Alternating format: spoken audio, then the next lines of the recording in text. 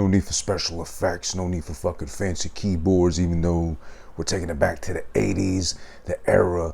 The sound of the times was fucking keys, synthesizers, and what's that thing that T-Pain made famous again? Auto-tune and shit. No vocal and or audio enhancement needed for this thing right here. This is all natural. This is really what comes from deep within the guts of who this been watching. We like to have fun here, so while we recap and review, again, let's get into this fucking trivia. You might have known this, you might not have known this, but this is all new to me, and I felt like sharing it with you, so you aren't left out in the open wondering, well, I didn't know that, or I did know that, but then I didn't know the full details. Here you're getting the deets. So first off, interesting tidbit, and funny enough, considering the times of 1986 when Matthew Broderick, again, I'm not too sure if he was already an established name or a go-to name like that.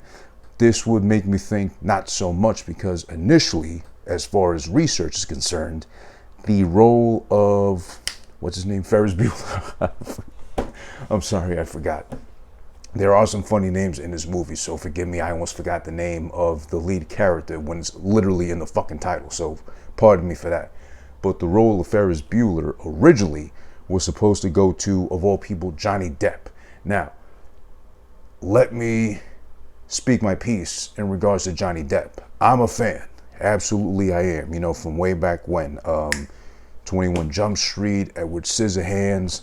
I think my very first rough introduction to Johnny Depp might have been, I want to say, when I was 7 or 8 years old. No, 8 years old, or 9-ish, when What's Eating Gilbert Grape came out, and he plays the older brother, the head of the household unofficially, for Leonardo DiCaprio, who's the mentally challenged youngest brother, as well as the obese, I forget how the movie went, but I know the mom was really fat. They all lived in a small town, and Johnny Depp was like the older brother who was like the caretaker for like everybody, because everybody's either too young or too in need of somebody to watch over them, or in the case of the mom, too fat literally to do anything on their own or even leave the house like that. It was a pretty mellow, I think it was a dark comedy, I'm not sure. I haven't seen it in forever. But I remember that was my first intro to Johnny Depp officially at like the age of 8 or 9. And I've liked him ever since. I've seen, obviously, some of the Pirates of the Caribbean. That shit was cool. There's so many others I know I'm forgetting right now. Edward Scissorhands was good. Very endearing is when he made himself with that role. Who didn't fall in love with him, I think, female-wise concerning. But, yeah. I want to say that Johnny Depp would have been a okay choice as far as, let's say, being the lead, the face that's on screen 75, 85% of the time as far as the movie's concerned. But Johnny Depp is cool. Johnny Depp is a good actor. He could have been a pretty good Ferris Bueller, but I don't think he would have been the Ferris Bueller we deserved, as in who we got with Matthew Broderick. Only because, all right, Matthew Broderick isn't as cool as naturally as Johnny Depp is. But Johnny Depp is more of that pretty boy who will talk himself down from even thinking he's a pretty boy. So he's got issues, which I think is like practically like a lamb to slaughter for all kinds of females. Because, oh my God, he's so beautiful. He's physically so attractive that no female can turn him down. But he doesn't even realize it, or he won't acknowledge it. He's made just for me. I can fix him. I can cure him. I can make him feel independent and strong about himself. And it's tantalizing to them, right? But and that's a good thing too, because it makes him, human and humble and all that shit too. Because there was that whole thing, allegations made about him some while ago too, which turned out to be false, and it turned out that he was a victim. So I think it would have been good, but he would have been too pretty of a Ferris Bueller, because I'll admit, listen, gay crush, whatever you want to call it too, pause in advance. A young Matthew Broderick was, whoa, what a good looking boy. Goddamn, talking about babyface. But yeah, very, very good looking boy that Matthew Broderick was in the role of Ferris Bueller. But I think Johnny Depp would have been a little too pretty as Ferris Bueller to play off that cool, convincing, conniving, very sneaky, super witty, on his fucking feet all the time Ferris Bueller, as we got with Matthew Broderick. I think Johnny Depp would have been like too fucking good looking for his own good. he would have just relied on that to get by with everything, that it would have like, it would have been too conflicting with, I don't see him doing, pulling off half the shit that Matthew Broderick does with just a wink and a smile or a little, babyface grin like he does throughout the film. So Johnny Depp wouldn't have been good in that sense, and I don't think it would have been as memorable had he done it or he had taken up the role. So thank goodness we got Matthew Broderick instead, as we'll elaborate and wax poetically on further on this episode. So Johnny Depp was supposed to be him originally, but he's more like that too cool for school cool Johnny Depp. Matthew Broderick was perfect because he's kind of that lovable, kind of like, boy next door charm cool kind of thing. So another fact would be that in this realm, this world made up pretend, of course, because it's a movie of Ferris Bueller and his day off, his whole excursion of pursuing a day off from school, since he had so many before, but he's got to graduate, and of course it's the last year of high school. He's got to graduate, get the fuck out of there, go on to college, supposedly, hopefully, in the case of his parents. Of all things he's most concerned with, how many days can I take off from school without nobody knowing, and me still pulling off the heist of the century and getting the fuck out of high school, and of all places Chicago, so I don't blame him. But yeah, in that world of Ferris Bueller, his high school, I forget the name. Oh, actually, I got it in front of me. Shermer High School is the same exact high school that was used for The Breakfast Club from, I believe, 84 or 85, which is infamous for teens of that era growing up, as well as used in 16 Candles, and of all things as well, Pretty in Pink with Molly Ringwald, when she was, holding the world in the cusp of her hands and her pretty pouty lips too. So that high school was interconnected to the rest of those films as well too, but it's like they never really crossed paths and or streams. So it's kind of like the Marvel universe with like Earth 616, and then there's the other versions of Spider-Man from 2099, and then film noir black and white Spider-Man, kind of like that shit going on too. So they never cross paths. They don't apparently exist or bump into each other, but they're all going to the same pretend school, that Shermer High School place. So that's a fun fact as well too. John Hughes, of course. That's the I guess that's the glue per se that brings them all together unofficially. Another fun fact, a very much heralded fact from this movie, is that there's a nice ass looking car that's used and abused, heavily abused, in this fucking film. In the case of specifically a 1961 Ferrari 250 GT California. God damn, it's a mouthful, but you might as well fucking brag about that mouthful of a name of a car if you're able to afford the price tag nowadays, taking inflation into consideration of approximately $13 to $15 million per se. That's what the car in actuality costs now. I don't know how much it cost back when in 1986 or whenever it was filmed, but let's just assume somewhere in the millions range. I think in the film himself, Cameron, I'm thinking fucking The Big Bang Theory. Cameron, he starts spewing off facts like in his most artistically sincere fashion possible about the car, and I think in it he included that, it's about only 100 or so made of this fucking model of the, again, 1961 Ferrari 250 GT California. Excuse me, that was a mouthful again, as I emphasized. But goddamn, if you had the money to plunk down on something like that, I'd fucking take any goddamn chance I have to be a dick, to be an asshole, whatever, or flex, as they say nowadays, the kids anyway, and just say the full name. If somebody's stupid enough to ask me or open up Pandora's box and be like, oh, what's that car? Well, I'm going to stop, abrupt stop, brake check, get out the car. I heard you. Okay, so let me just tell you what this is. You asked what this is right here, right? You saw me pass it by. You saw me fucking with my arm hanging out, of course, purposely have my fucking torso hanging out of this shit so you can see me, so you can stop me to ask, hey, what kind of car is that? Well, I'll tell you, fucking boy, girl, whatever gender you identify as. It's a 1961 Ferrari GT California. Oh, excuse me, a 1961 Ferrari 250 GT California.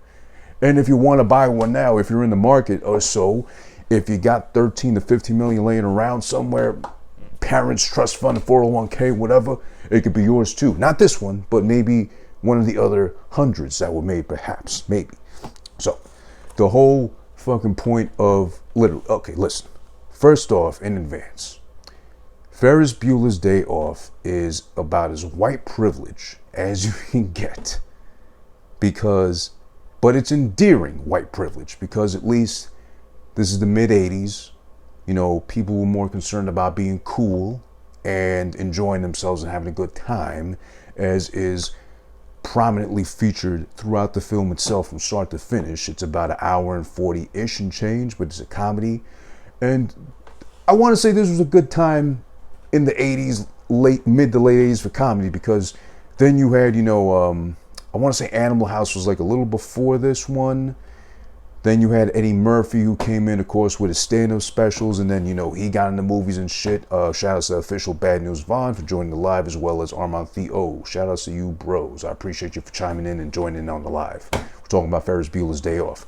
So around that time was pretty good for comedies. There was John Candy, John Goodman, Louis Anderson, even though he's not really spoken of too much per se. I always liked Louis Anderson just because of his stupid voice and like gap buck teeth, whatever he had going on, and he was fat, so that's kind of like the cheat code to be funny on screen. It's kind of like if you're skinny and normal, whatever you do in your normal daily activities versus a fat person, the skinny person's unfunny, because they're like, oh, they're skinny, healthy per se, we can assume, like, push them aside, who cares? We want to watch the fat guy do something, or try to do something normal and try to pass off as normal. Maybe it'll be like, old sitcoms or old movies would do. Like, if the guy's walking down the street, the fat guy, he walks on the crack, he trips on said crack in the sidewalk and, stumbles over. He's so fat and round and obtuse, he's like rolling around and shit like a Oompa Loompa or something. It's just funny watching fat people fail. White privilege is the theme throughout the fucking film, but it's also endearing and funny white privilege, thank goodness. And it's Matthew Broderick. It's kind of hard to hate him. I think he might have had something besides the accident where he accidentally killed 2 girls in Ireland back in '88, whatever. I think he might have had 1 or 2 things after that too, later on in life. But he seems to be a good guy. I mean, he's married to Sarah Jessica Parker. Who hates her? Who hates him? You're kind of like the odd man out. You're the villain, if anything, if you hate on either one of them. But yeah, white privilege throughout, because really the whole theme of the movie, if I had to recap it itself, is really just a boy obsessed with taking another day off from school, or what I used to call it growing up, aka playing hooky for the 9th time successfully, consecutively, but still be able to graduate from his senior year in high school to go to college, just to shut his parents up, because, he lives in a happy home. Mom and dad both work, put food on the table. Everybody's got a car except him. He got a computer. And of course, as white boys do, they learn the fucking hack. As we see later in the film, he fucking learns to hack his school system. Well, then again, shout outs to him, because for the fact that he was able to hack a whole system back in 1980, again, let's go with the theme of the movie, 86. He's able to hack a whole school system with that Pentium, IBM, fucking big old Lego brick computer ass shaped things they had back in the 80s, Intel, I think, whatever. That's impressive. Then again, it is a movie, so let's not go too far and be like, oh, we're gonna tap Matthew Broderick for like NASA or like rocket scientry or whatever. But that's impressive too. But that's the whole purpose of the film, literally. How he plans a epic, I would hope, last day off from school. Not last day off, excuse me. Another day off from school before he graduates with his piece of ass girlfriend and his very neurotic, I don't even know what kind of fucking ADHD, riddling ass, chewing, feeding boy friend that he has, that just so happens to have a dad who owns, again, a 1961 Ferrari 250 GT California, which, if you look at the price right now, if you're curious, eBay, auction, Google, whatever, $13 to $15 million price range, approximately, per se. Hello to Party Marty 35, always bring the party to the live. Hello, sir. And good Friday to you. It's still Friday, it's late, but, still, we're going to try to, hone this in before it becomes Saturday, if it gets too late. But yeah, they plan a whole epic ass day in Chicago, of all places. I don't mind the fact that, yeah, he's got a hot piece of ass girlfriend, but we'll touch on in the proverbial sense. His girlfriend and her age in the film, which I don't think is discussed enough. And I don't know if it has been really like that, but it's been 35 years since the film's released. Maybe they're just laughing it off because it's all white privileged. If it was any other minority or ethnicity, then I think it'd be a problem, or it would have been brought up like, what was this, 1986? It would have been brought up in like 1987 of all things. I'm like, was Oprah on back when? I don't know, but it might have been like Geraldo or Geraldo. I think he goes by Geraldo or Geraldo. You know what the fuck I mean. Larry King or Sally Jesse Raphael, or one of them two. Whoever was out there in like 1987 doing the talk show thing. Not Jerry Springer, I don't think, not yet. But yeah, you know what I'm saying. So yeah, it's basically them just fucking plotting how to plan the perfect day off from school because he's done it successfully so many times. And I don't know. He's able to pull it off. It's white privilege based. So you know what? It's like he's able to do it. It's like that white boy neuroses thing. Like you do something bad and get away with it once. You have to go back to it a second time. You gotta go and try the third time. It's the fourth time already coming up. Oh, you know what? I did already. I'll just do it again. It's all right.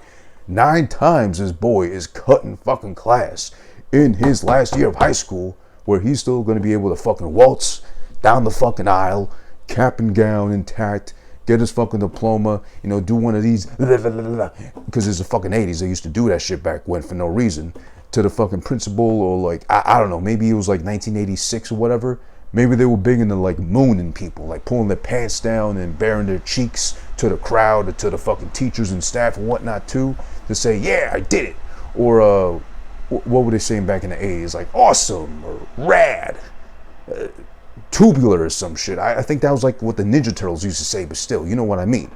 But yeah, so that's the whole premise of the movie. That's literally the best recap I can give you. As simple as a recap as I gave you right now for Ferris Bueller's Day Off, believe it or not, it doesn't end there. The party just starts, just like Marty. The party just starts as soon as he fucking clocks in, punches in to start the day off properly. So first things first, what was I going to go into? So the whole point of this shit too is the principal is really hung up on Ferris Bueller, insisting that he's been on his ass for 4 years to try to catch him in the act of playing hooky or cutting class, Betty had said. I don't know if too many people use that terminology of playing hooky like that, but he's trying to catch him for 4 fucking years. Freshman, sophomore, junior, senior. He's been able to get away with it for all this time. And we're just focusing on the senior year, the 9th time in the senior year that he's able to pull the shit off. So just imagine if he's able to pull it off 9 times every year. You times that by 4. This is going to prove to you I went to school. I'm not a fucking caveman. There's a lot of people allude to me to being. I know my math. 9 times 4 is 36. So let's just say in the range of 4 years, you got 36 times you willingly cut class. But then again, white privilege. They can do that shit. They get away with it. It's also the fucking 80s. How are they going to really detect you or track you like that? There's no GPS like that, or was there? I don't think it's as advanced as we got right now, but no way of really tracking like that. Shout outs to the Beast Animal _ for joining the live as well. I appreciate you. And by the way, you're watching right now live on Instagram, Fridays 10 p.m.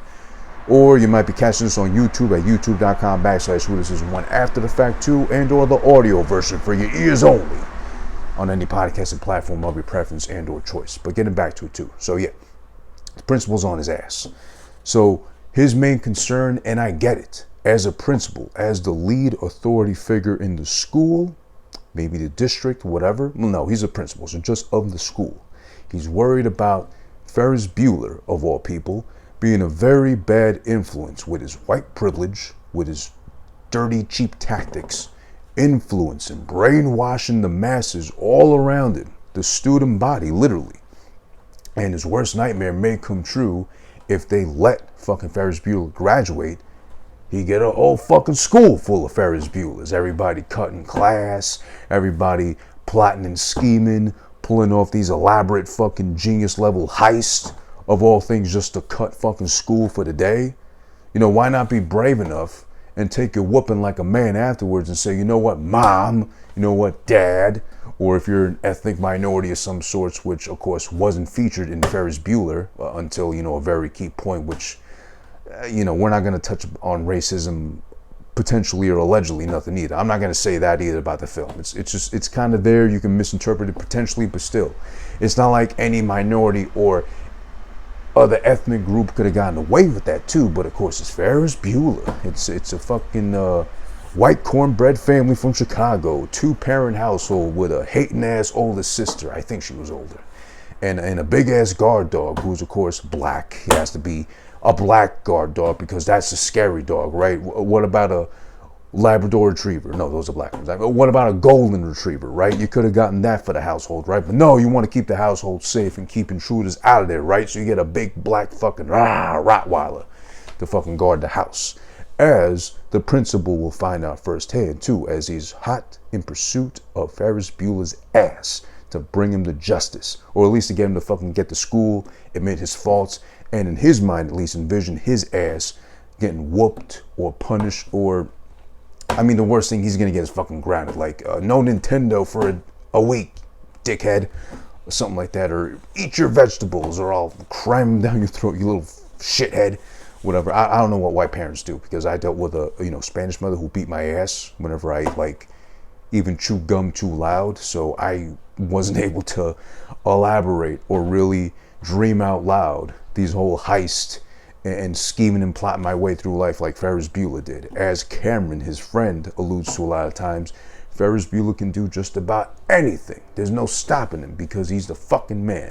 He's the white man. He forgot to include that part, that key word before man, but still, we're not going to go into that. That's you know, race relations. We don't really need to touch on that. We're going to keep it clean for the fact that this film is funny. It's a comedy.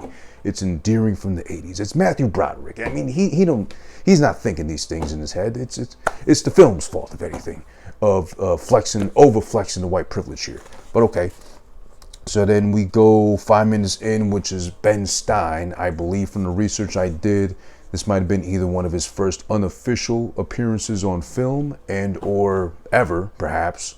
But after this is where he really became well known and embraced as, you know, as we know Ben Stein to be. You know, I've always wondered why Starbucks even does that to begin with, because it is kind of like you give that person entitlement of some sorts, but then again, it gives them a kind of gateway, the door open to be like, I'm going to mess up your name most likely because, you know, I got a GED at best, but I'm putting a name on it. So, you know, be flattered to have that. You know, it's like self-service of some sorts, or catering or something.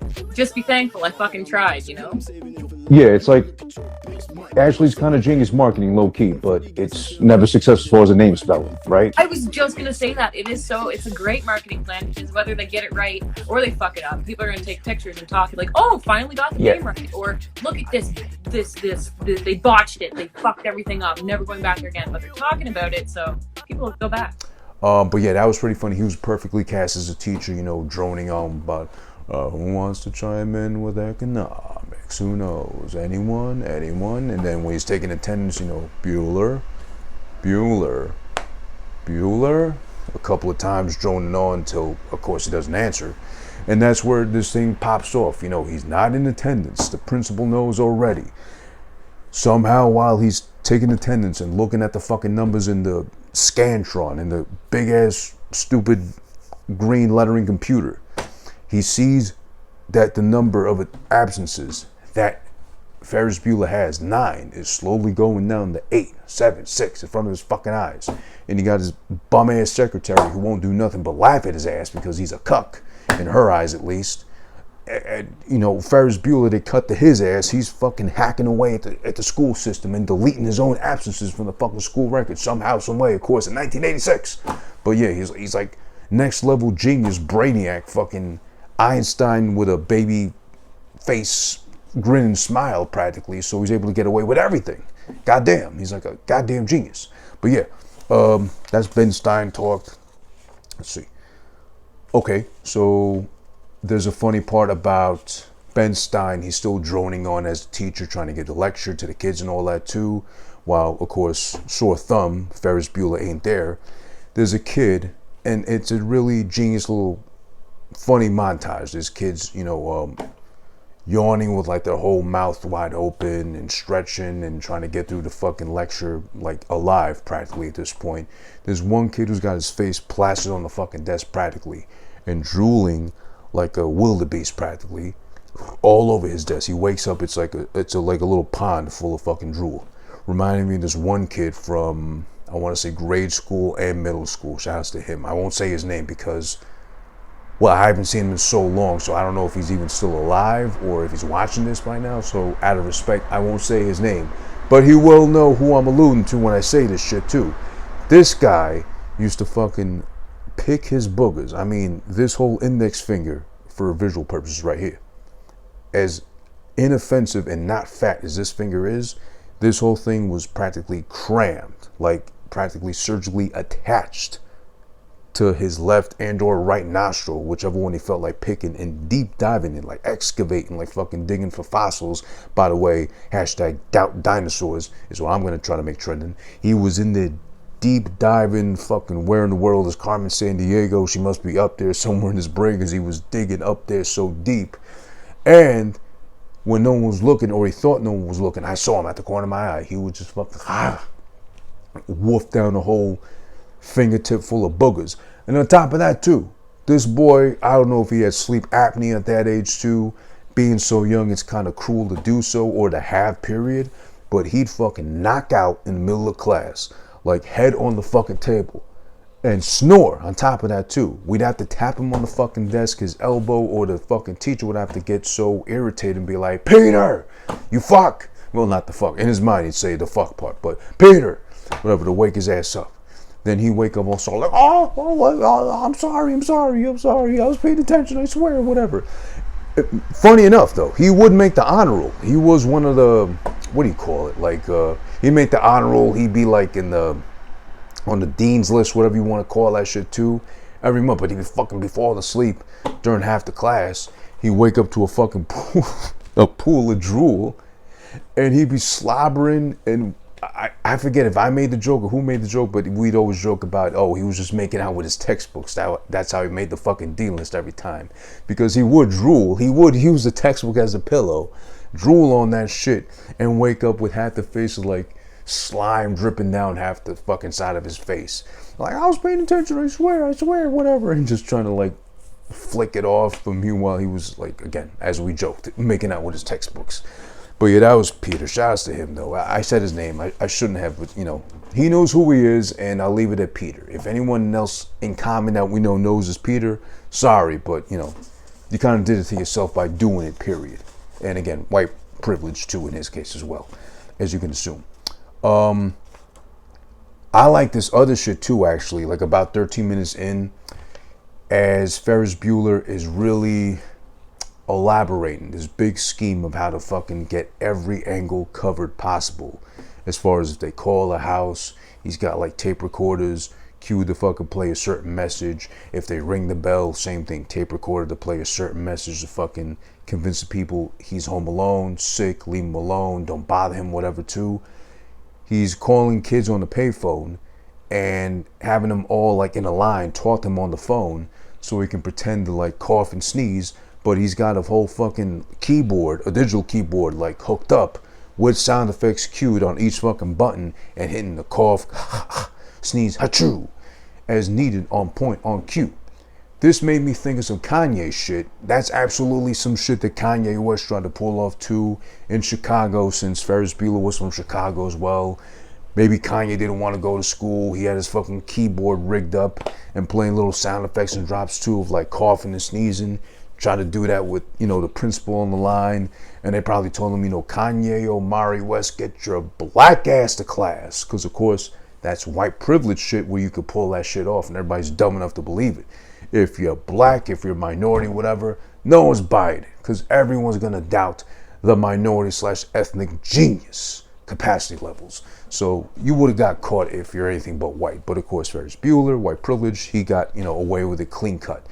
And funny enough, I did remember afterwards too that Kanye did name drop Ferris Bueller on, I just had the song name in my head right now. It was from the Watch the Throne album.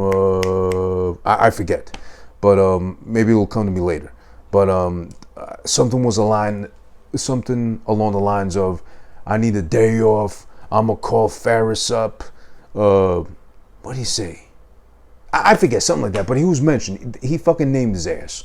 It was on Watch the Throne. I know that much. The album he had with Jay-Z, the collabo shit. But yeah, that's some Kanye shit right there. That's pretty genius fucking sampling and looping and or knowing the fucking cues and key positions of the fucking sound drops and shit. So that's Kanye level kind of genius too. Well, you know, asshole genius, but for malicious intents or getting away with what you're fucking trying to pull off here, a heist, trying to play hooky from school, but still it worked in Ferris Bueller's case. Maybe not so much in Kanye's case. I don't know. I'd love to ask him if he ever tried to pull some Ferris Bueller shit off. Someday I'll be able to interview Kanye and ask him that. Sit his ass down. Happy birthday, happy late birthday to Kanye West, by the way, too. I believe the 44th, if I'm not mistaken. Now, another thing I loved about the film is that, excuse me, the principal himself, which I wrote down here purposely, is Jeffrey Jones. Shout outs to him. He is chef's kiss as far as being perfectly casted as the principal, because this man is funny, facially, verbally, acting, everything. Everything about him is fucking funny from start to finish. Honestly, I'm going to say he's the star of the show. I know, you know, the star literally is fucking Ferris Bueller, and who isn't going to be fucking endeared or, you know, caught up in the midst of the baby face, the grinning, the charm, you know, him being funny as well too and playing his fucking role to a T instead of Johnny Depp, which we could have gotten, but thank God we got Matthew Broderick instead. This guy, Jeffrey Jones, though, he was hilarious. Or better yet said, Principal Edward Rooney in his fucking role. Again, everything he does is so funny, but also the funniest part, if you really think about it, his name in the film, Ed Rooney, kind of suits him more than his actual name of Jeffrey Jones does. I don't know, because I saw it on the fucking Amazon Prime X-ray thing, and I was like, you know what? Ed Rooney kind of fits his face more than Jeremy Jones does, because he's a funny guy. He's a funny looking guy. Not to say he's ugly, especially not in the fucking movie, but I'm just saying he's a funny looking guy. Like, I look at him with his features and his fucking mustache. You know, the 80s, they got the thick mustache going on, and the fucking haircut, whatever he had going on with the comb over, with the weird split and shit. It's just funny looking. I mean, you fucking warm up, you start to giggle when you look at him, or get a good look at him too. And he delivers every time. Every fucking scene he's in the fucking movie, he delivers. He's fucking, again, chef's kiss for comedic timing and for casting as far as Edward Rooney is concerned, or Jeremy Jones in real life too. Excuse me. All right, so then at this point in the movie, he's already on to something as far as, you know what, this Ferris Bueller motherfucker, he's up to some shit. I'm going to catch him. I'm going to drag his ass to school. I'm going to embarrass him in front of the whole student body. And everyone's going to look at me like a fucking hero. Or maybe not even a hero, but the guy that fucking at least tore down the fucking wall that is Ferris Bueller's fucking popularity and exposed him for the asshole that he is. So these kids know not to fuck with me or try to be another Ferris Bueller Jr. or whatever. So he's already on them. He's like hot in pursuit, sniffing him out, trying to see where the fuck he's going to catch him or how he's going to catch him slipping and or tripping. But again, Ferris Bueller, white privilege, he gets away with everything. There's no way you can bring him down. It's almost damn near impossible. But he's fucking out there. He's persistent. I'll give him that. The principal is persistent in trying to catch his ass in the act.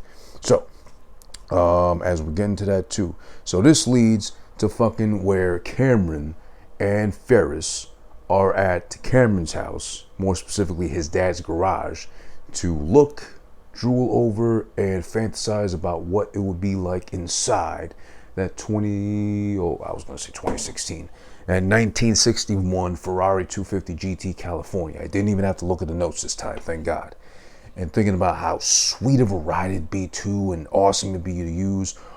All in the meanwhile, it's part of the elaborate plan of like, well, I can't roll up in your car, Cameron, to pick up my girlfriend, my piece of ass girlfriend, who's a year younger than I am. I'm a senior and she's a junior. To pick her up, since I'm going to pretend to be her dad, we call the school, Cameron calls the school to pretend to be the girl's dad, and say that there's been a death in the family, the grandma passed away, we got to pick her up, because we need time to mourn together as a family and shit. So they pull off the little scheme of fucking taking a Ferrari out after much convincing and, being a toxic friend like Ferris Bueller is. He's really a user and abuser of Cameron, convincing him so much to fucking use the Ferrari to fucking go pick her ass up, his girlfriend up. There's no girl, it'd be courteous enough of fucking Ferris to have gotten Cameron some pussy or some ass or some girl at least desperate enough to want to hang out with Ferris. But that whole scheme, like, oh, if I hang around with the cool kids, and I make friends, I'll be able to leech off of them or get the side piece. Like, this girl came solely for the cool guy, but because the cool guy's too busy being the cool guy, I'm there too, I'm the rebound, so then I'll get some, whatever. But no, doesn't even cross his mind one bit. Fucking Ferris Bueller even do this for his friend that just so happens to have a dad who owns a fucking vintage Ferrari that they are able to use to go pick up Ferris Bueller's girlfriend, no female for fucking Cameron, and get away with it. And they just go about their fucking day in Chicago. They pull off the little heist, but the principal is on to him. He knows about white privilege, I'll assume, so he's on to Ferris Bueller's little young ass, and he knows something's up here. He saw the fucking attendance records being deleted in front of him. It went from 9 to 8 to 7 down to 2. So he knows something's going on here. It's not just me going crazy. Shout outs to Millard Brooks for joining the live as well. I appreciate you. So he's already on to him. Hot in pursuit, per se. And he's ready to fucking chomp at the bit to fucking catch him. Fucking Ferris Bueller by the neck and just strangle him and drag his ass back to school and fucking embarrass him in front of the rest of the students. And teach him and them not to fuck with him as the authority figure in school. So, from then, this is where, again, the movie starts to lose me a little bit, but not so much where I hate it or the white privilege is too evident, but it does exist and it's in your fucking face where you can't escape it.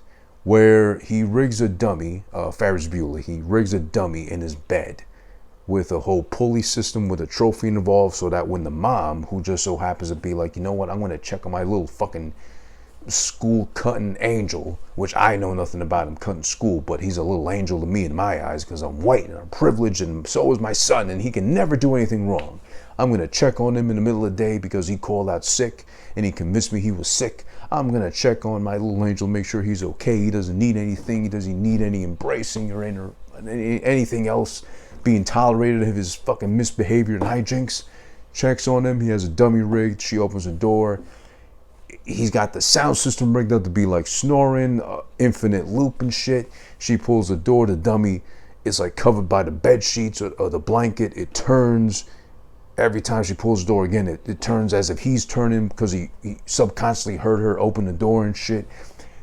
This shit ain't flying in no Spanish household, no black household, no Asian household, no fucking minority ethnic household whatsoever, because, of course, all those ethnicities I named, Spanish, like I am, black, Asian, all thems are so invasive as far as the moms are concerned. If that shit happened, she comes back in the middle of the day to check on your ass, she's busting the door down practically to fucking invade your privacy with like a couple of letters that came in your name already open because she had to make sure you weren't up to some bullshit or like supplying anthrax when that was hot back when to the neighborhood fiends and shit, and pull the sheets from up on you and ask you, poking you and shit, did you eat? Did you wipe your ass? What have you done all day, you lazy little fuck? You've got the day off from school only because I let you and because I'm not going to beat you to death for fucking lying to me and shit too. That wouldn't have fucking flied.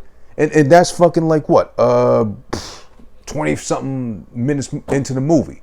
So the movie would have been over and then he would have been fucking dead, or she would have been in jail at least for trying to kill his ass, and then he would have been at least like quick enough because he's younger to call 911, be like, my mom's beating me and shit. But then again, these are the 80s when it happened, so they're like, 911's gonna be like, you little bitch, shut the fuck up and get disciplined or whatever. Or if they're white, like, wait a second, a white boy's beat, back up, get the fucking paddy wagon, the SWAT force, whatever, too, haul ass, wherever the fuck Ferris Bueller lives, get over there right immediately, too. I'm just assuming, too. But yeah, that's not gonna fucking happen in a minority household. So Ferris Bueller probably didn't ring true or connect too much with anyone who tried to pull that off that wasn't white or privileged. But I'm just saying, it worked for Ferris Bueller. But, you know, you can obviously why. White is right. So yeah, that happens. So then we go into, this is a pretty fun part and funny part too, where they, along the path of playing hooky and cutting from school, all three of them together, they try to pass off as the king of sausage of Chicago in a fancy restaurant they go to eat in. This is where the movie also kind of like, you know what? I get it. It's a comedy. It's, you know, situations where they're not going to really happen like that, or they can't really play out like that in full, because who's going to be able to be this witty ever, like on the spot when necessary? He goes to the restaurant. He pretends to, he goes through the list of names that have reservations at a certain time when they're there. He pretends to be the certain last name. The guy's like, you know, Mater D, whatever the fuck you call it. He's like, oh, so you're the king of sausage of Chicago, Mr. whatever the fuck. He's like, of course I am, whatever.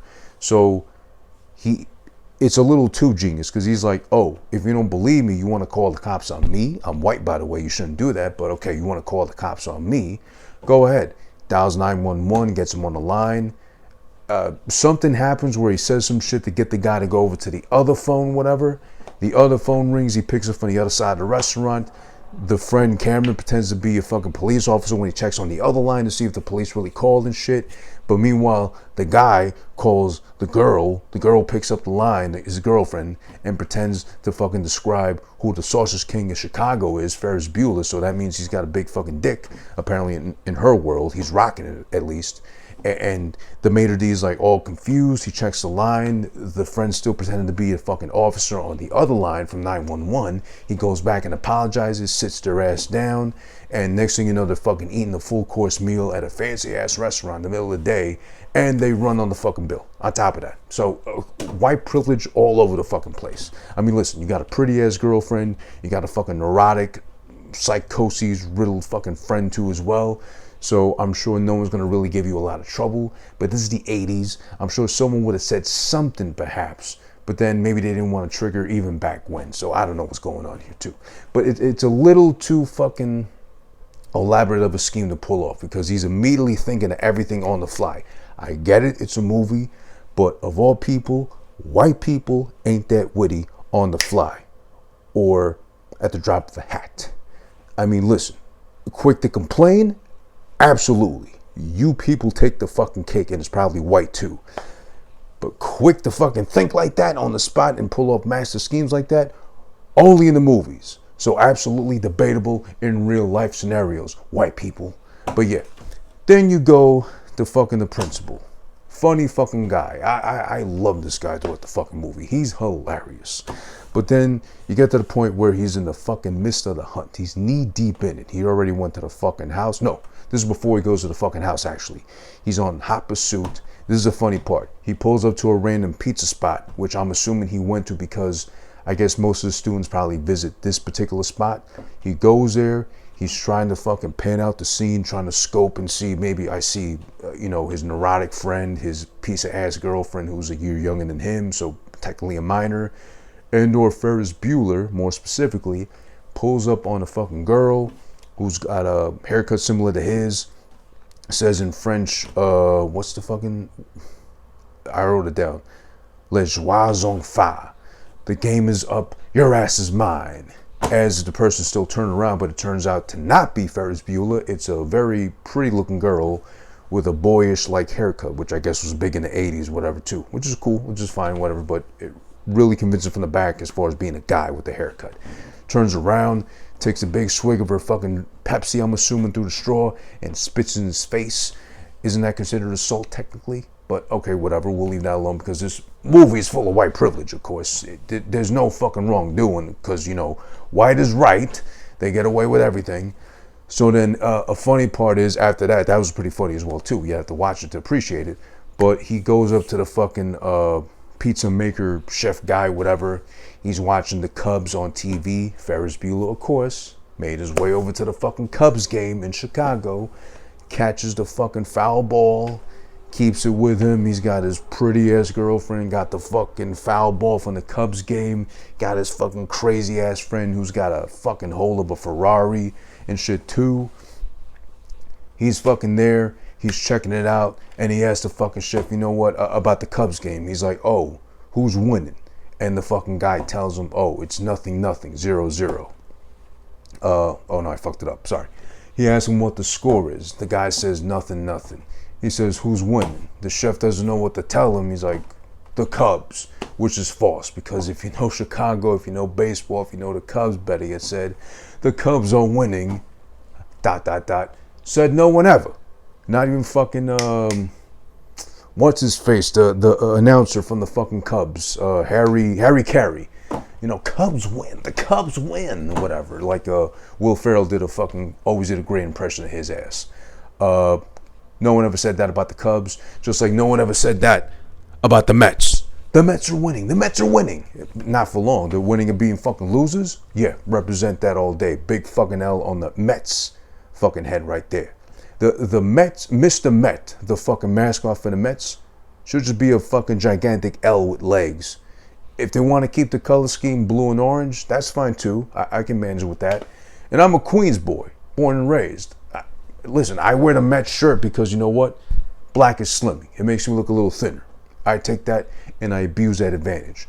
But other than that, even I know, as a non-baseball fan, I know the Mets are fucking trash. And I know also with that goes hand in hand that the Yankees are still and always have been overpaid as fuck. Where they can't even beat Boston enough times in history to fucking be convincing in that sense and or realm, by the way. Sorry, but I think they got swept or they just fucking lost clearly to the Red Sox. So, and of course there was that thing in the news, if anyone saw that too, last night or the day before, this grown ass fucking woman decked out in the Yankees jersey, of course, was screaming and berating these young, I mean, they look like little pieces of shit anyway, but these young little Boston Red Sox fans, I think most of them were Dominican, so no offense to Dominicans, but you know, the D-Melo was heavy, and oh god, that must be disgusting. A fucking Dominican-ish accent, even like a slight little ting of it, interjected or intermixed with the Boston accent too. That's disgusting. That's like audio mangoose, like a mashup of these fucking things that don't work together, shouldn't be together, and just somehow they just try to pass it off as, you know, aquí está la comida. Here's the food. Enjoy, whatever. Shout out to the real _ Super Nitro for joining the live as well. Appreciate you, brother. All right. So then from there we go into the principal. Finally, he's like, fuck it. I'm just going to go. I'm going to fucking check up on this boy and see that he's there myself. Pulls up to the house. It's a whole comedy onslaught of fucking, you know, prop falls and mud involved and him getting fucked up by the dog and shit too, where he just can't fucking prove nothing. He knows the boy ain't home. He knows he's faking sick. He just can't get into the house to prove it. He does later on too, but then hijinks occur as well too. Let me see from there. So here's a little fun fact too, interjected amongst themselves, the three of them, fucking Ferris, the pretty ass girlfriend who's a year younger than him, and the neurotic, psychotic ass friend. They all tag along and invade, or at least Ferris does, because he's so white privileged. He's like fucking Super Saiyan level white privilege. He can do no wrong because his white privilege is over 9,000. It's growing and glowing. No one's defeating him at all. He's God mode practically with the white privilege. He, of all things, takes over the fucking parade because he's convinced he's going to show his friend before they all go off to college and do their own fucking thing, because Ferris Bueller is a very toxic friend at the end of the day, using and abusing this poor guy Cameron. He invades the parade to show that he can literally do anything he wants. And he puts on a whole fucking show, and he's dancing on the float and shit, and he does a really cool, I'll admit, a very cool and very fun, had me tapping my toe and slapping my thighs, hopefully in rhythm. I got no fucking rhythm, so I think he had all the rhythm on top of the white privilege too on that float. Twist and Shouts, very classic fucking song from the 50s and shit. Got the whole city jumping and dancing and in sync and, you know, enjoying themselves too, whatever. It was kind of like a whitewashed In the Heights, which just released, I think, today as we record as well too, Friday on HBO Max. I haven't caught it yet. I might watch it tomorrow, but I won't do a review on that because it's too soon. There's too many fucking leeches trying to do that now to get popularity and like notoriety off of that. So I'm not going to jump on that bandwagon. I'm going to legit just watch it to like see if I like it or not on my downtime.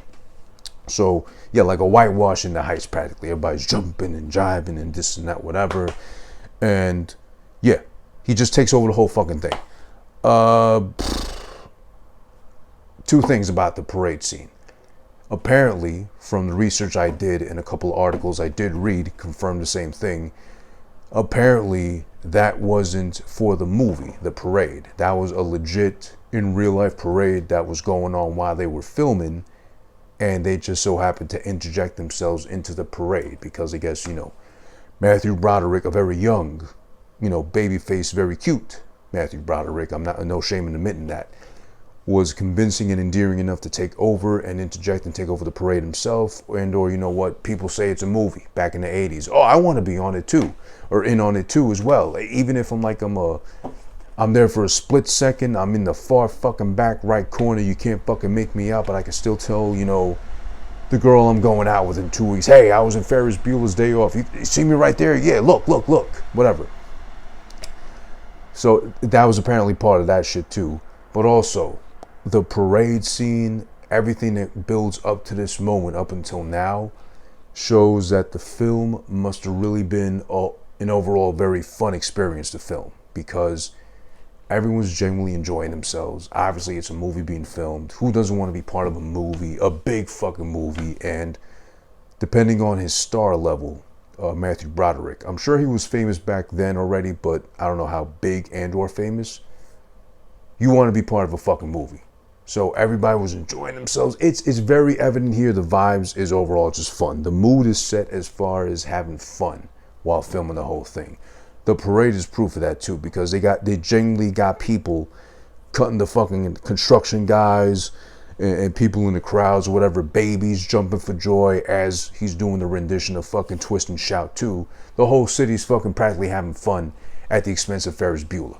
And Ferris Bueller, of course, was right privileged. He's able to fucking get the party started and jump in like that Pink song. I'm coming out, so you better get the party started. That song was trash, by the way, but okay. Let me see. So from there, we are still with the principal. He's still in hot pursuit. He's still trying to fucking pin the blame on this Ferris Bueller asshole and make it known loud and clear to the student body, to the city of Chicago practically at this point. He's so obsessed and hell-bent with pinning the blame on his ass that you can't fuck with me. I'm the principal. You can't fucking take me down. I'm going to take you down with me if I have to. God damn it. But then, up until this point, they left the fucking Ferrari as they run amok in the fucking city of Chicago, the city of wind. Not a windy day, by the way, so a very ill misrepresentation of Chicago. Bright and sunny and shit. It should have been New York in the summertime, if anything.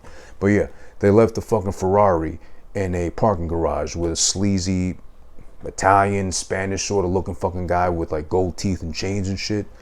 As soon as they leave him in charge of the Ferrari, he fucking peels off with his, of course, black cohort. It had to be black.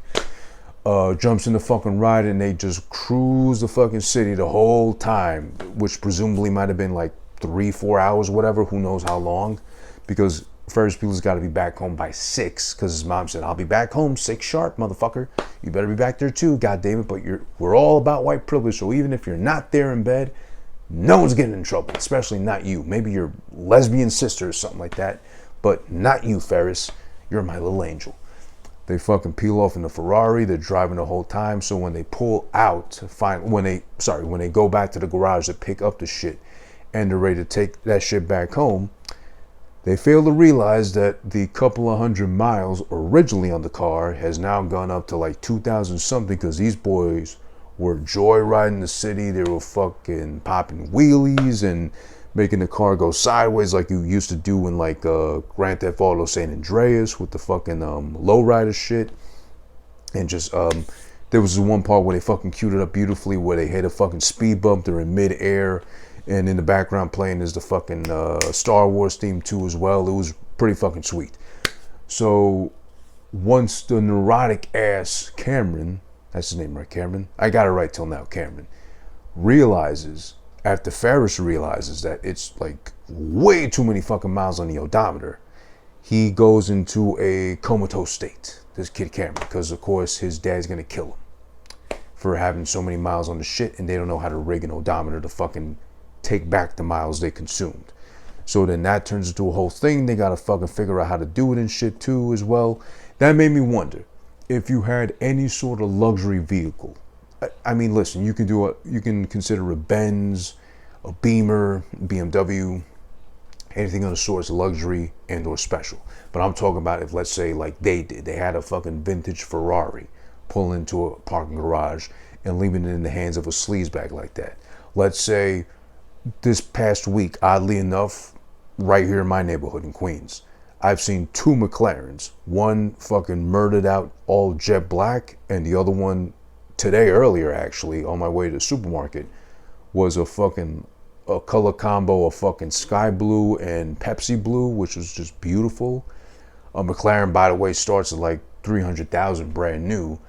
If you had something on that scale of level, are you fucking leaving that in a parking garage in, let's say, the city? Or just because I'm not that big a fan of Brooklyn, no offense to Brooklynites out there, but you know what it is, a parking garage in Brooklyn? Fuck no. Because the first thought in my mind is gonna be, I'm only paying, who knows, like $30 to park this shit for like 3 hours in there. But then you got sleazebag galore, fucking ready like vultures to fucking take advantage of that shit for a joyride, spin around the city, pick up a fucking baby mother in whichever fucking part of Brooklyn she's at for the afternoon, just take a quick joyride with her, get a pussy wet finger popper, and then all of a sudden you got random pussy juice in your driver's seat, in your passenger seats, or the baby seats. Worse than that, because that's what fucking Jay-Z said to fucking Nas in Super Ugly, right? Or what was the answer to fucking Ether? I forget.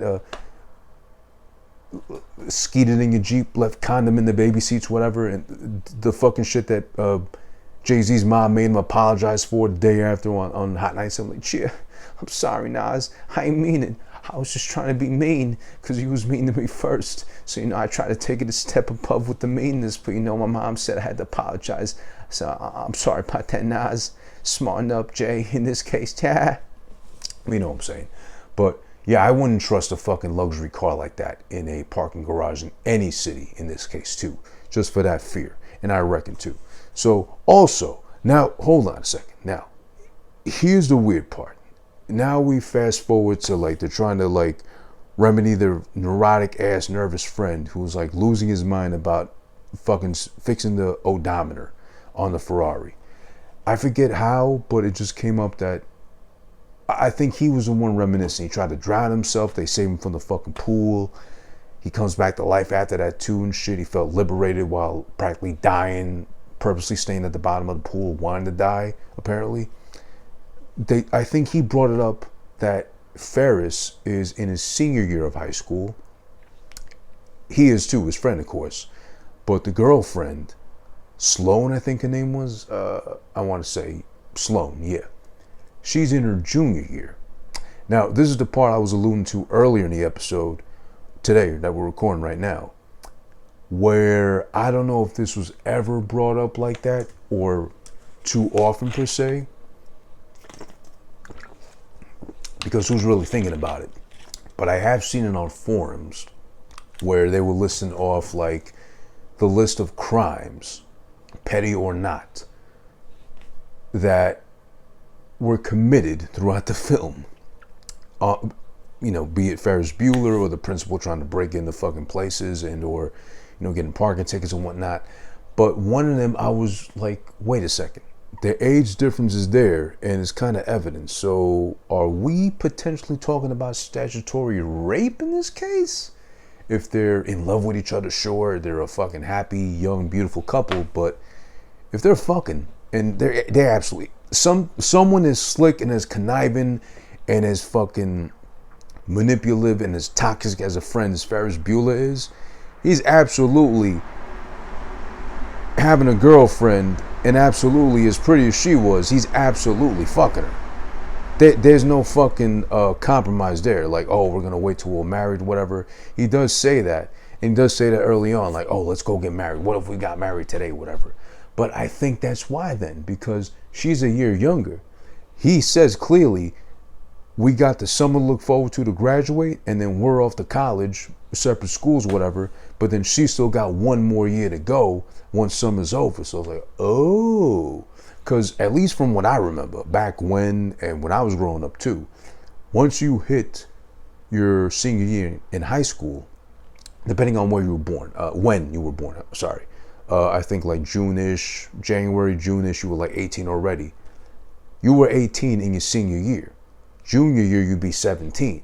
So then I don't know how it works in Chicago or anywhere else too, but I would think underage is still 17, of age is 18, generally. So once he's out to college and already 18 with it, going on 19, she's still 17 going 18. So then that's statutory rape. And if he, well, but when they were sleeping with each other at the time, let's just assume they're both underage, I think, most likely. But then once he's off in college, he's of age already, she's still underage or just about to be of age. So if they have contact in that time, oh shit, I think we got a case of statutory rape right there, technically speaking. I mean, of course, it's Ferris Bueller, he's charming, there's consent on her end. She don't fucking think beyond any of that. And I think he said in the movie, like, oh, your dad doesn't like me anyway, so let's not get him involved or whatever, to her, I mean. No, sorry. He was saying that to fucking Cameron, his dad. Like, oh, yeah, your dad doesn't like me anyway, so, let me take the heat for once they try to deal with the Ferrari and shit, too, afterwards. But I don't know. I mean, listen, again, if you want to chime in, comment, give any sort of feedback on what you think about that part, too, feel free to do so. There's no wrong answers here. There's nothing as such as me being the only right one here either. Prove me wrong. Debate. Let's talk about it too. But I think there might have been something there. Maybe potentially statutory rape, you dirty boy, you motherfucking Ferris Bueller white privilege ass, you, god damn it. But yeah, after that, then let's see. Oh, we get a brief cameo from Charlie Sheen, which is very surprising because in the midst of the sister, Ferris Bueller's sister, trying to catch him in the act and get him in trouble because she's always the one getting in trouble, but he never does because he's the fucking golden child and shit. She's like, she calls 911 because she's in the house when the principal broke in. She karate kicks his ass, breaks his nose, he's knocked out and has to deal with the dog again because of it too. She calls 911. They don't believe her because they know Ferris Bueller, and because she used the Bueller name, she's like, oh, if it ain't Ferris, then it ain't real. So they go to arrest her ass and drag her down to the police station saying that she prank called the police of all things. Charlie Sheen's there already as a fucking juvenile delinquent looking motherfucker that he is, with the haircut, with the fucking dumb looking face. Very young, but dumb looking face too. He's a degenerate. He fucking lists all the crimes. He plays the fucking psychologist to her too.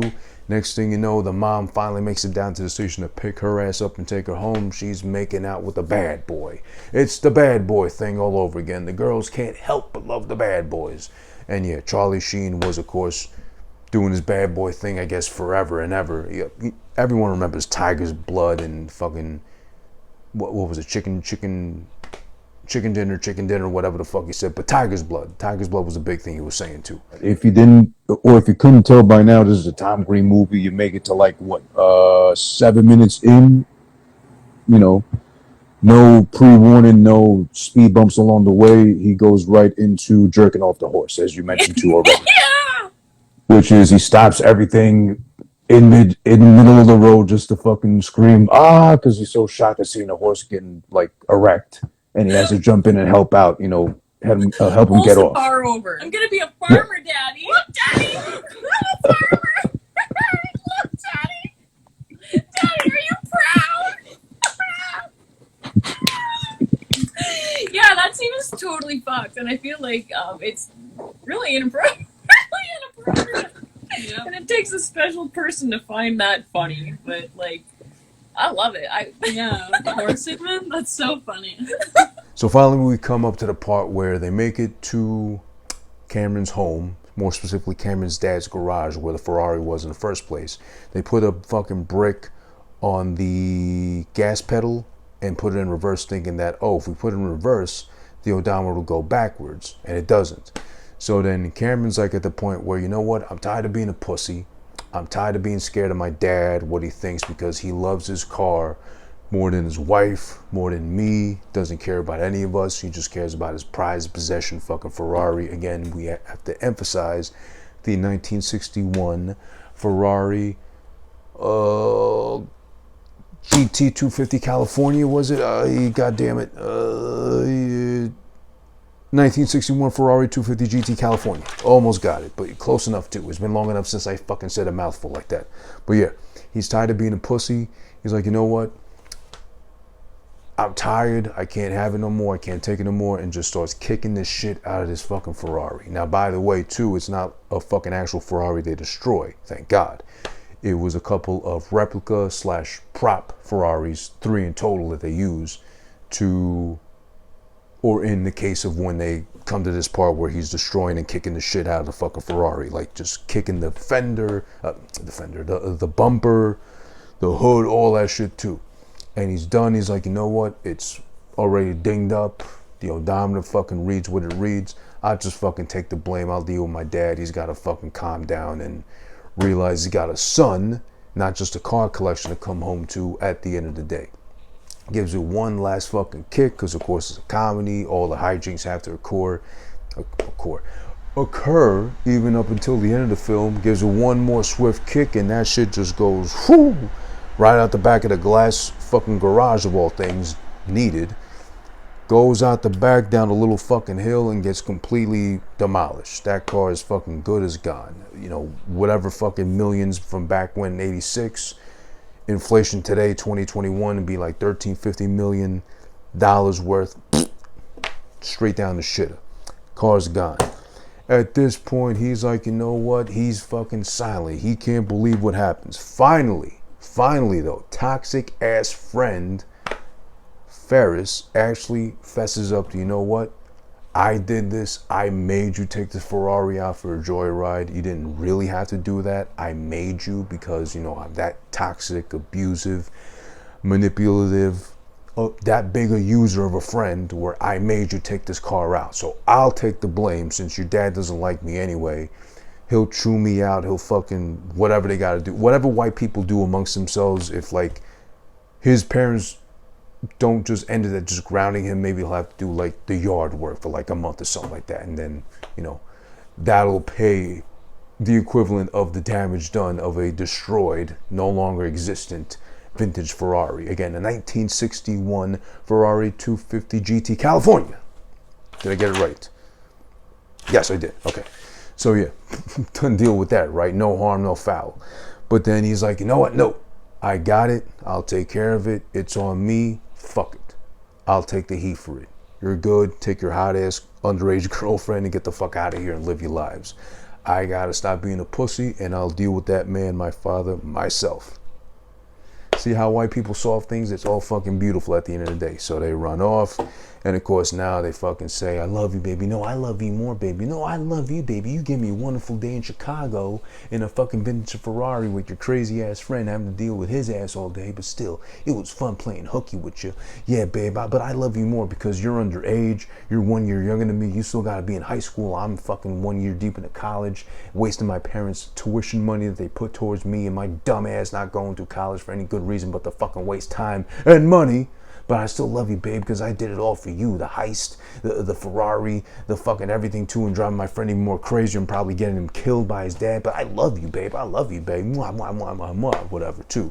And they're professing love to each other. And then, oh, shit, he realizes it's already like 10-6. I got to haul ass back home, bitch. I'll see you later. Face chat, whatever. Oh, no, 86. So, I'll call you on the home phone, hopefully later tonight, and we'll talk for like 2-3 hours for no reason and run up the phone bill at home.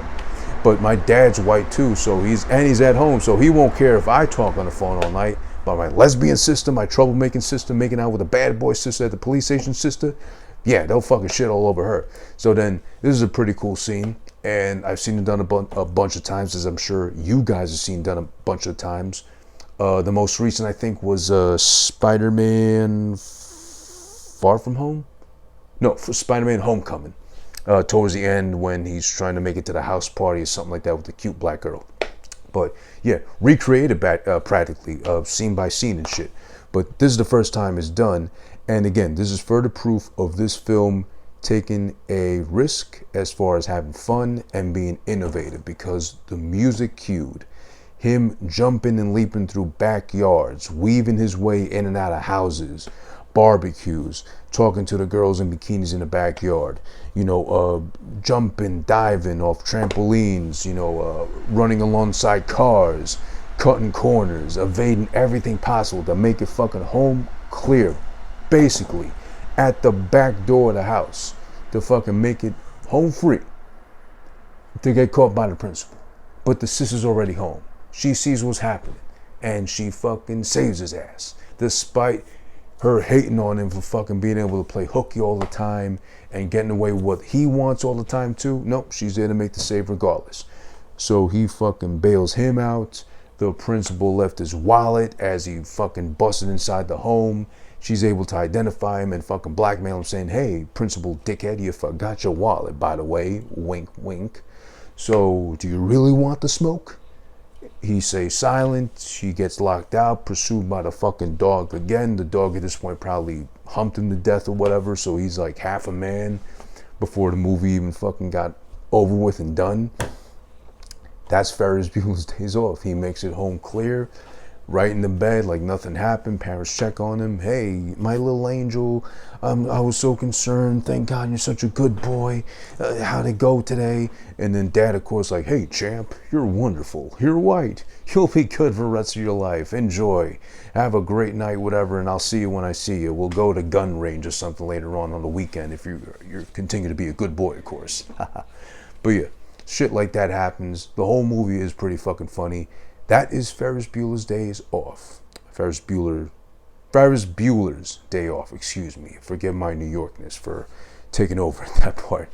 But yeah, we don't get to see what happens with Cameron, or Cameron, whatever, and his fucking ordeal with his dad's Ferrari getting demolished and destroyed completely, totally savage and wrecked.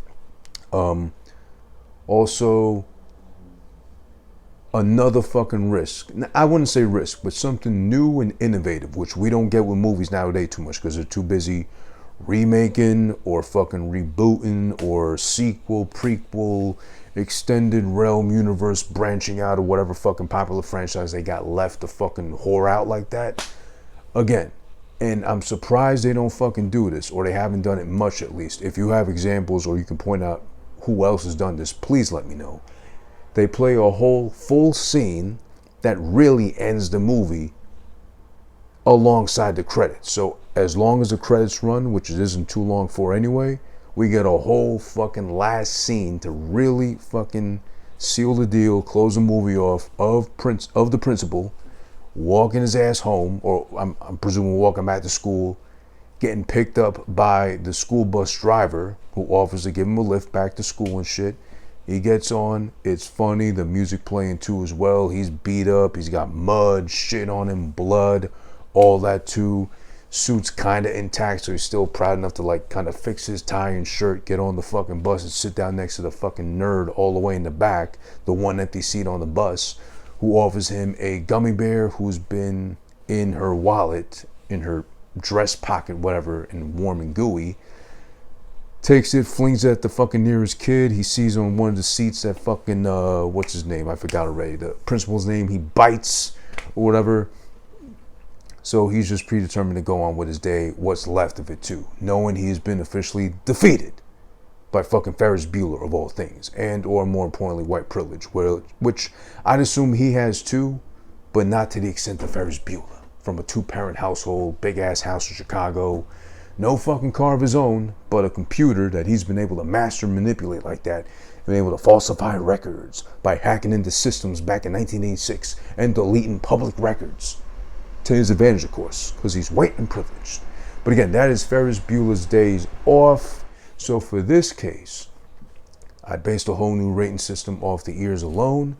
As far as, no ears, half ear, 1 ear, 1.5 ear, and or 2 ears for a fucking classic. In this case, considering we have just reviewed again 1986's 35 years ago as of today, June 11th, as we record this live, Ferris Bueller's Day Off.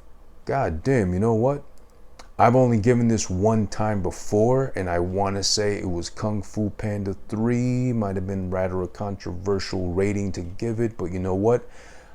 I gotta go and give the same thing tonight to Ferris Bueller's Day Off from 1986. A comedy classic, which I will proudly say is absolutely 2 years out of 2. It's a classic. I love this shit. I loved it whenever I caught bits and pieces of it too. And now that I finally was able to watch it start to finish in its entirety, I'm going to go back and watch the shit repeatedly, even though it is absolutely Hulk Hogan flexing, pick our arm, whatever. It's white privilege in our face, just like that, because this boy's a little bit too genius for his own good to be like, okay, come on, he can't be this fucking smart to think of this shit, that response, immediately quick on his fucking feet to pull this shit off too, and a hot ass girlfriend and a fucking cuck best friend with a dad who's got a Ferrari who he's able to brainwash, manipulate, and be toxic to be like, you know what, we're gonna take a Ferrari, drive it, and you'll get fucked up and killed by your dad, hopefully at least just almost to death, you know, once he finds out we completely demolished and killed the Ferrari. But yeah, the whole film start to finish is funny. The writing, I believe I read John Hughes did this in a matter of weeks almost for the whole script. So that guy is a mastermind of comedy and or films of this nature in this realm. You know, 16 Candles, Pretty in Pink, and or The Breakfast Club as well too. This kind of shit is right up his alley. But they told him this time probably just, oh, make it funny. And he's like, gotcha, no problem. All bases covered. This shit is hilarious. I will safely say, I don't care what ethnicity you are or what level of English you have, this movie will be funny to you. I can absolutely wholeheartedly, no bullshit, recommend it. Again, I gave it 2 ears. That's no fucking lie right there. No error in my game. And yeah, it's funny from start to starting to end. What did I write here about this shit? I forgot already. Where the fuck is my notes about it? Oh yeah. Story makes sense, and you know what? As simple, that's the greatest part of it. As simple as the story is, it's a high school kid wants to take one more day off from school, play hooky in other words, to just do what he wants with his girlfriend and dumbass friend alongside and paint the city red, as they used to say back when, Chicago specifically in this case. That's when a movie kind of could have fell flat if the writing wasn't strong, if the jokes weren't funny, if the casting wasn't almost goddamn near as perfect as it is too. Everybody. Ferris's parents, sister, the fucking hot ass girlfriend too, the fucking friend as well too. I feel bad forgetting his name, but I've seen him in plenty other things. He's so funny too as well. And of course Matthew Broderick. He's so fucking charming and funny, legit and genuinely too as well, and plays his character to a fucking T. Chef's kiss as far as the performance is concerned. Even shouts to Christy fucking Swanson, who was the real piece of ass in the movie, but damn, Ferris's girlfriend was neck and neck almost, runner up to her. That close. Photo finish, but she just came up that little bit short. You don't really feel the length of the movie either. It's about, again, 1 hour and 40 and change, including the very end scene that plays in the credits. It's 1 hour and 40. You don't feel the time pass. You're enjoying yourself. You're kind of like, how the fuck does this simple of a fucking story and plot work out to this whole fucking thing that I'm actually enjoying and laughing throughout and enjoying myself with? And I want to say the principal, Jeffrey Jones, right? God, I want to get his name right. Yeah, Jeffrey Jones. He's hilarious. I think he's the star of the show just because he was like so perfect with his performance throughout and just funny, period. Loved it. Again, my only critique might be Ferris was like a little too clever to be believable the whole time. But compared to everything else they do right in this film, it being funny, the song selection, the casting, the fucking scenarios, everything too, it's all fucking great. It's a comedy classic. It's a masterpiece. I enjoyed it thoroughly. And again, I am recommending it to you in the sense of 2 full fucking ears for Ferris Bueller's Day Off. 35 years old today officially as of June 11th. But guess what? 40 years from now, 50 years from now, 70 years from now. Who the fuck knows, and who's keeping track of it till then? But still, it'll still be a fucking classic comedy film.